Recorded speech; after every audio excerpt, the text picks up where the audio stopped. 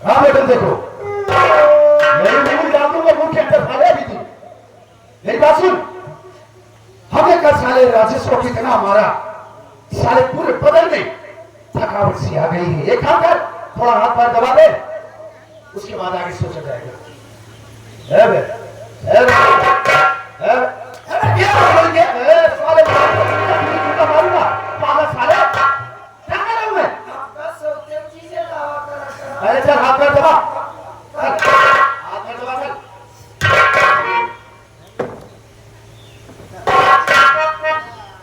आराम से बैठ।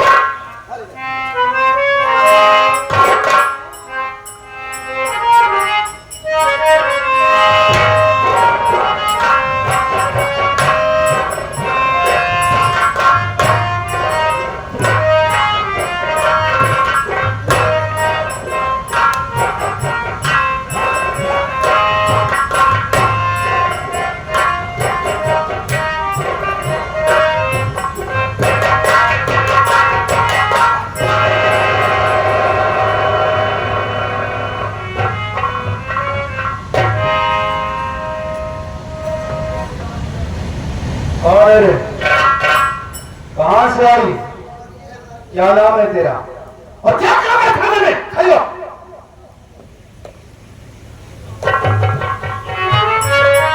बोल।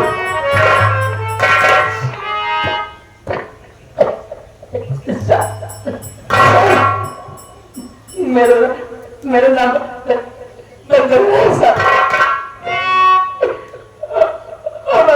हमारी बात सुनिए सर। बोल।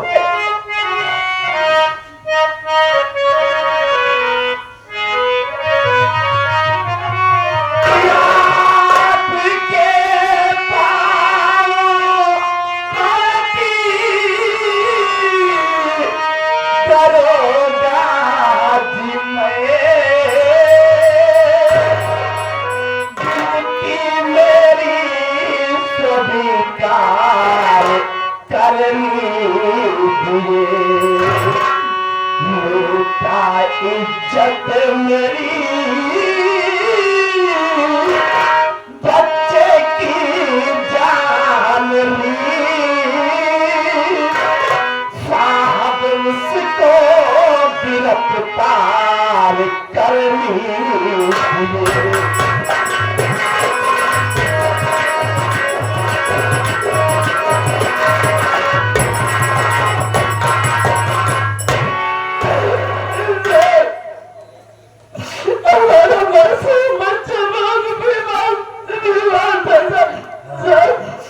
हमारे पास पैसे नहीं था, मैं हार कर मंत्री मक्खनलाल की हवेली चले गए साहब, क्योंकि उस कमीने ने नारी सहायता केंद्र खोल रखा, इसलिए मैं यहाँ चली गई कि हमें कुछ आर्थिक मदद मिल जाएगी, मैं अपने बच्चे का इलाज कराऊंगी साहब, लेकिन ऐसा कुछ नहीं हुआ। वो धनंजय ने पहले हमारी इज्जत लूटा साहब, उसके बाद परी कर रहे से हमारे बच्चे को जान से मार दिया।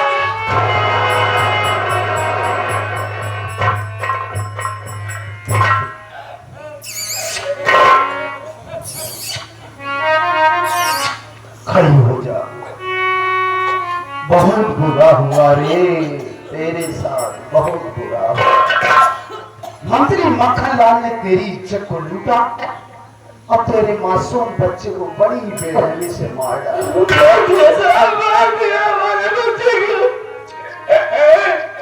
रो मत बदला। एक बात बता, तू किस उम्मीद से थाने में आई और क्या चाहती है? बोल। शादी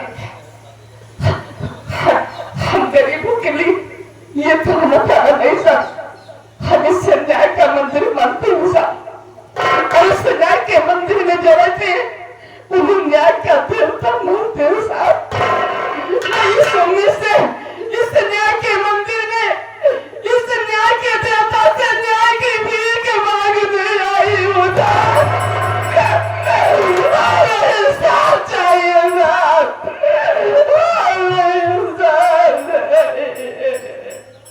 मिलेगा, तुझे इंसाफ जरूर मिलेगा। लुटनवा जरा हमरा हंटर तो उठावे।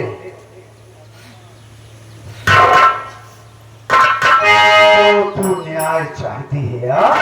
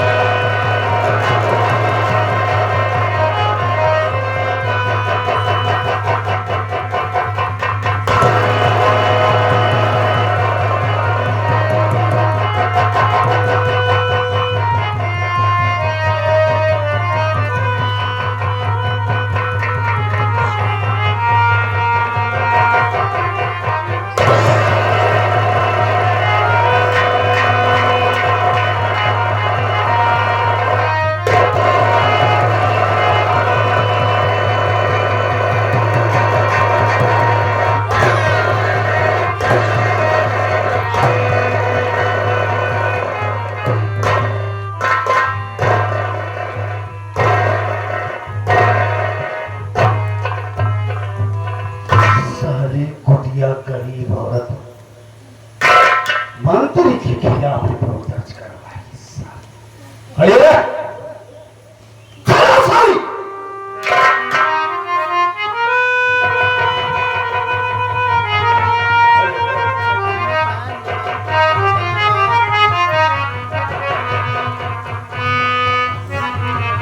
मैं कहता हूं खड़ी हो, इससे पहले कि इंस्पेक्टर धर्राज से खोपड़ी घूम जाए, खड़ी हो जाओ।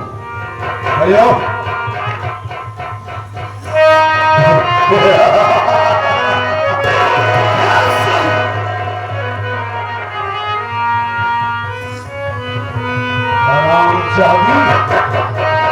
नीच कमीनी कुटिया गरीब औरत, जैसी नीच गरीब औरतों को ये इंस्पेक्टर धर्राज सिंह अच्छी तरीके से जानता है। तुम जैसी गरीब औरतें पहले का विधायक के घर जाकर चूल्हे बर्तन का काम करती है, उसके बाद अपने जिस्म की नुमाइश करके उन्हें अपने प्यार के जाल में फंसाती है। मोटी रकम बांटने के लिए जब बात नहीं बनती है तो तुम लोग कानून का सहारा लेते हो। क्यों रे? बंदरवा कान खोल करके सुन ले, इंस्पेक्टर धर्राज सिंह अच्छी तरीके से जानता है कि मंत्री मक्खन लाल ने तेरी इज्जत को लूटा और तेरे मासूम बच्चे को बड़ी ही बेरहमी से उसने मार डाला। फिर भी मैं मंत्री के खिलाफ रिपोर्ट दर्ज नहीं करूंगा।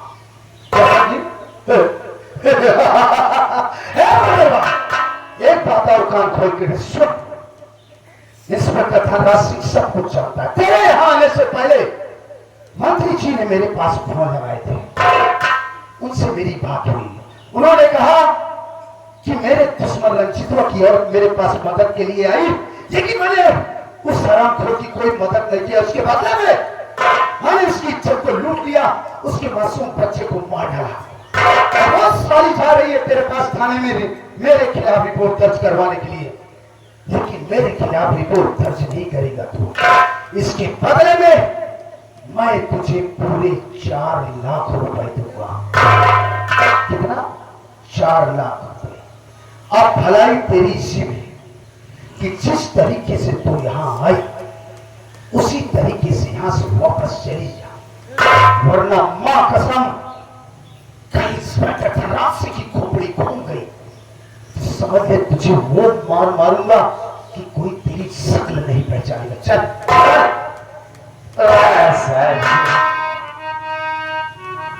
इतनी छोटी सी जिंदगी में पुलिस वाला बहुत देखी थी साहब, लेकिन पुलिस वाला गुंडा आज पहली बार देख रही हूं। सरकारी वर्दी में छुपा हुआ इतना बड़ा दरोगा मैं कभी सोच भी नहीं सकती थी। तो इसका मतलब आपको सब कुछ मालूम है, सब कुछ जानता हूं। तो फिर हमारे रिपोर्ट में लिखेंगे जाएगी क्योंकि मंत्री ने आपको रुपया देके आपका मुंह बंद कर दिया है। पूरे 4 लाख रुपए जो कि कभी तुमने अपने सपने में भी नहीं सोचा होगा। अरे साहब, हम गरीब तो दाने दाने के लिए मोटा दे, पैसे के बारे में क्या सोचेंगे साहब। तो इसका मतलब साफ है कि आप पैसों के लिए कुछ भी कर सकते हैं। कुछ भी कर सकता हूं, मतलब कुछ भी कर सकते हैं। अरे कुछ भी कर सकता हूं। तो दरोगा बाबू, फिर तो आप पैसे के लिए अपनी माँ बहन भी दे सकते हैं। चिल्लाओ मत दरोगा बाबू। देखो देखो बाबू,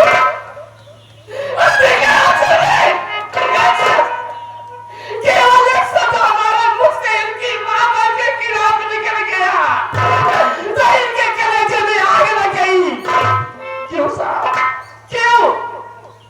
क्योंकि आपकी माँ बहन इसलिए। अरे साहब, इंसान बन जाओ और अपने दिमाग से सोचो। ठीक उसी तरीके मैं भी किसी की बेटी हूँ और किसी की बहन हूँ और किसी की माँ बन के आपके सामने गिड़गिड़ा रही हूँ और आपको की हमारी सुनवाई नहीं कर रहे हो। तेरी सुनवाई हरामजादी नहीं होगी। सुनवाई तेरी शायद तुझे मालूम नहीं है कि ये इलाका मेरा है, ये इलाका मेरा है और यहाँ मेरी ही चलती है और मेरी पहुंच है दिल्ली तक। सारी हुकूमत भी मुझसे तैरती है। निकले आगे। ठीक है साहब, जा रही हूँ। अब दोबारा कभी इधर नहीं आऊंगी, लेकिन जाने से पहले एक बात बोलोगे साहब। बोल, क्या बोलना चाहिए? देखिए मारिएगा बेटा। नहीं माता, बोल। साहब एक बात बताइए, थोड़ी देर के लिए मान लीजिए हमारी जगह कोई आपकी अपनी बहन होती साहब और मंत्री जैसा परिंदा उस बेचारी की इज्जत लूट लेता और आपकी बहन होते हुए आपके पास आते तो आप क्या करते साहब? जुबान को लगाम दे हरामजादी। बहुत तेरी जुबान कैची की तरह। साहब मैंने कुछ गलत तो नहीं बोली। माँ कसम आज ये इंस्पेक्टर धनराज सिंह तेरी वो हाल करेगा कि तू अपनी शक्ल किसी को दिखाने के काबिल नहीं रह जाएंगे। मैं जा रही हूँ। शादी इंस्पेक्टर धनराज सिंह से तूने जुबान लड़ा है, आज तक तेरी जिंदगी गई।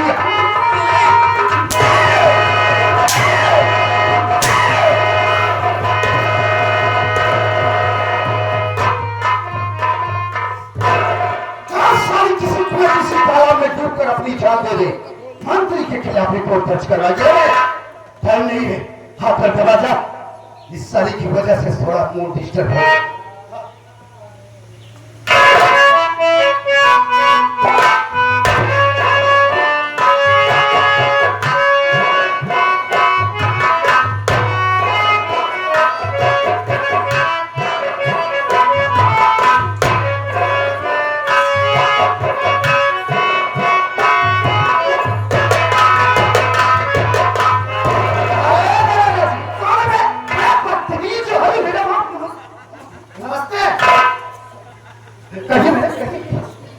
साला क्या आया? अभी लगन का पीरियड चल रहा है, ये लड़की तो आएगा। आपने लोग का पीरियड बंद हो गया लगन चल रही है ना, वो न हो मुर्गा का नहीं, मुर्गा नहीं होता है। हमने उतना मुर्गा वाला खाऊंगा मुर्गा खाता है कुकुर मुर्गा नहीं, साले मशरूम कहा जाता है। हाँ सुनो मशरूम हाँ लाइए मैडम लाइए, काफी दिन बाद निमंत्रण आया है। ये रहा रंजीत के रिहाई का कोर्ट से ऑर्डर, पकड़िए दरोगा जी, हड़बड़ा क्यों?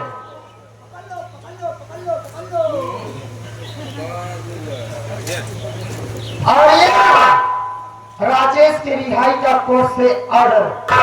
देखो दरोगा जी, मैं आपसे ये कहना चाहती हूँ, जितना जल्दी हो सके आप हमारे दोनों क्लाइंट को जल्द से जल्द रिहा कर दीजिए। आइए आइए आप बैठिए।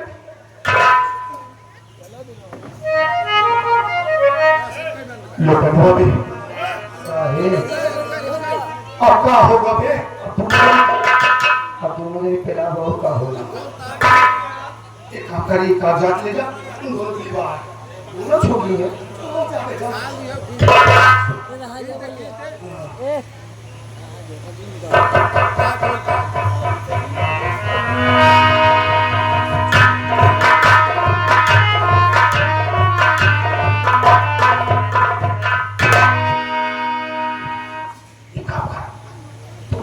चलिए फौरन करो जरा देखो फर्नीचर करो जाओ आप लोग तुम्हें करो हम कर कहां कर दिया हंसी वो बात अरे यार हिम्मत बतावा रजिस्टर को बोले देना तब तो हो गया ना खा करो जल्दी खोला करिए, हम देर होती है। अरे खोल के हाथ में देखिए वो खोला यार मारा फिर गीत तार का होता कर और ये जहाँ सूचित किया जाए हो गया कैसे हो जाए, तब आप सोचा खोल रहा हूँ खौका कर करा क्या हो गया ना, अरे तो नियर पे काम करे हो गया ना।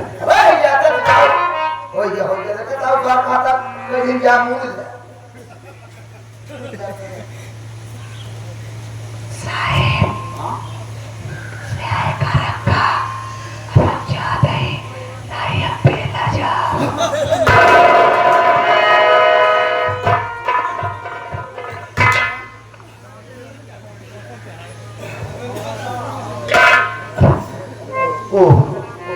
मैडम जी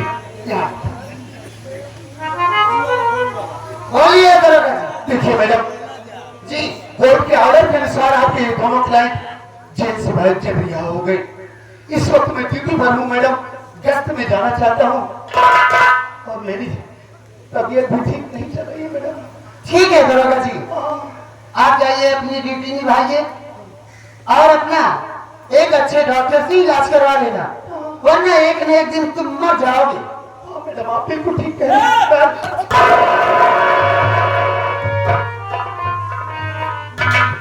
6 महीना जाने दे साले को। अरे क्या जाने दो भैया, ये सारा इंस्पेक्टर इतना बेदर्द इंसान है, हमको धोखे से अरेस्ट किया और लेकर जब थाने जा रहा था इतना बेरहमी से पीट रहा था जैसे इंसान जानवर को मारता है। हम समझ सकते हैं मुन्ना, लेकिन हम वक्त का इंतजार करेंगे। एक बात नहीं समझ पाया राजेश में। हाँ भैया, कि हम दोनों भाई जेल में थे कैसे रिहा हो गए। हमने आपसे बताया था, शायद आपको याद न हो, जब आप जेल गए थे भाभी माँ की तबीयत खराब थी, मैं स्टेशन पर भीख मांग रहा था। हमारी मुलाकात एक वकील साहिबा से हुई थी जिनका नाम ममता है। उसी ममता ने हम दोनों भाइयों का केस लड़कर हम दोनों भाई को बाइज्जत बरी करा दिया है। और इतना ही नहीं भैया, एक बात मैं आपसे बता नहीं पाया, हमें माफ कर देना। अरे बोलो तो भैया, मैं आपकी न मौजूदगी में बिना आपसे बताए ममता से शादी कर लिया। मुन्ना तेरा भैया तो तेरी खुशी में खुश है, हमसे नहीं मिलवाएगा।